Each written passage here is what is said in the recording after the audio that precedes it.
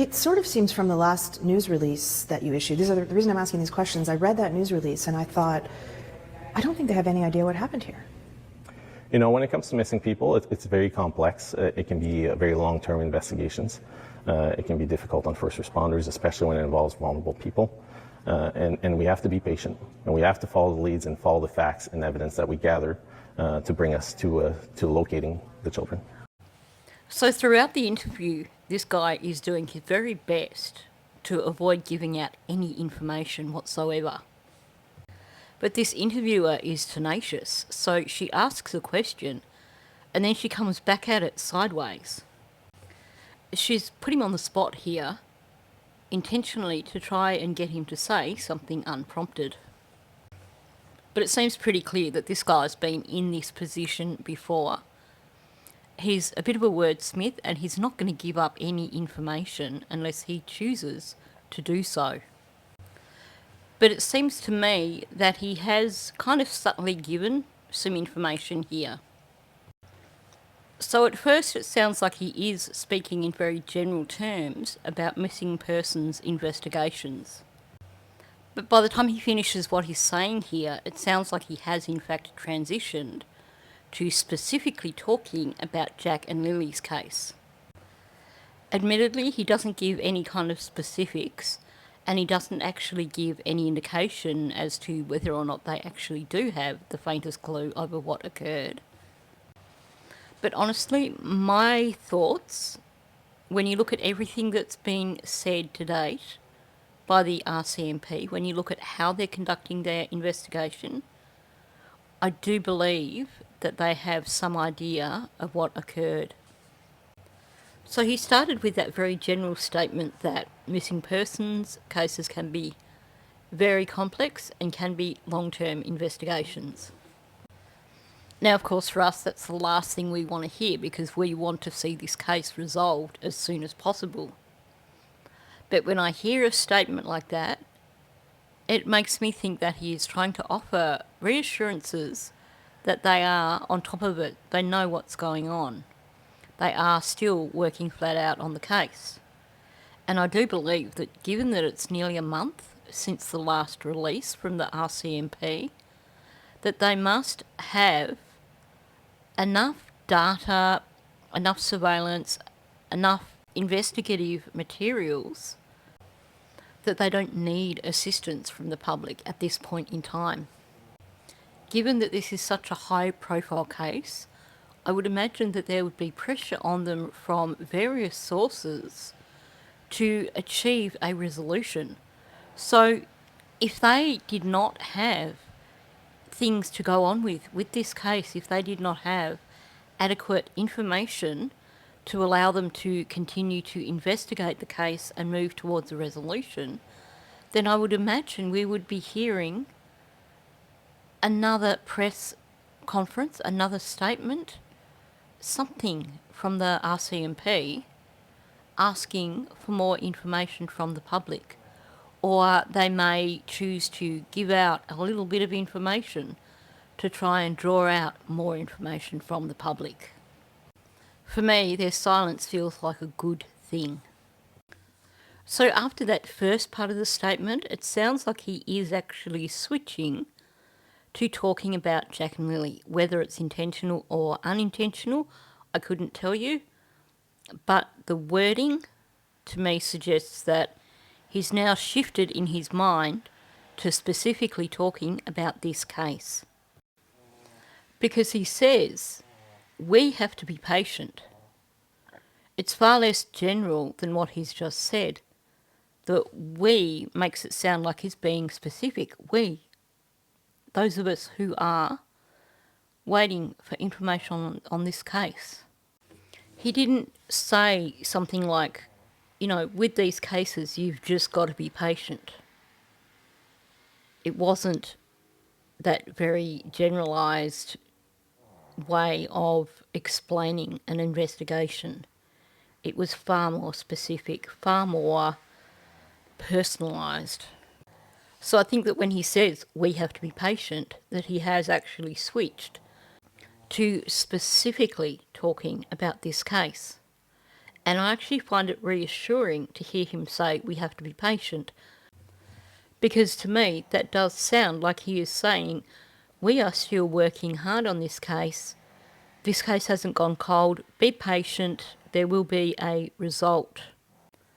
There is that whole suggestion when someone tells you to be patient that you will see the results that you are waiting for. I wouldn't imagine him turning around and telling people to be patient and then 3 years down the track we're still waiting for information. They would certainly have egg on their face. It could happen, but to me, I do feel a little bit hopeful when I hear him say be patient. It certainly implies that our idea of the time frame in which this case should be finalised is quite possibly somewhat different to what their idea of the time frame is. It's a bit like when you're driving somewhere and you've got a little kid in the car and they keep asking you, are we there yet? Because they don't know the route that you're driving. Chances are maybe they're too small to even see over the dash from the back of the car where they're sitting. Maybe they can only see the back of your seat. And so they have no concept of time. They have no concept of really where you are and how long it's going to take to get there.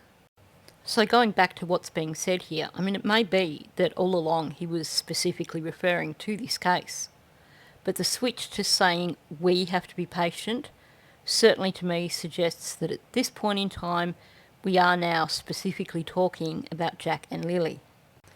The next thing he says is definitely case specific, because he then says they have to follow leads, facts and evidence that they gather in order to bring them to locating the children. At this point he's referring to the children. So that is very specifically talking about Jack and Lily. Notice you've got plural, the children, so it's definitely not a general comment. And using the before children also makes it very specific. The children that we are currently talking about. So at this point he has definitely transitioned to talking about Jack and Lily, if he wasn't already doing it from the very beginning of that statement. With him talking about leads, facts and evidence, that to me suggests that it definitely is still, or it was at the time of this interview, an active ongoing investigation. Essentially he's admitting here that they have leads that they are following, they have facts that they know, known facts, not information that's given to them from the parents, but things that they know as factual information. And they have evidence. Of course, whether or not that translates to them actually knowing what actually happened to Jack and Lily is an entirely different kettle of fish. But I do think that reading between the lines here, they do have some idea of what has happened. They do have an active ongoing investigation still that should hopefully lead to some sort of resolution. And I suspect that the goal here, because they quite often refer to finding the children in terms of prioritising, so I suspect that the goal here is to find the children before actually making a case against anybody. Because while nobody cases aren't impossible to prosecute, they're certainly harder than cases where you actually have retrieved remains.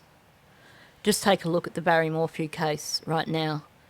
I mean, they had him in the courtroom, but then they ended up putting the case aside because they decided that until they had Suzanne's remains, they probably weren't going to win the case.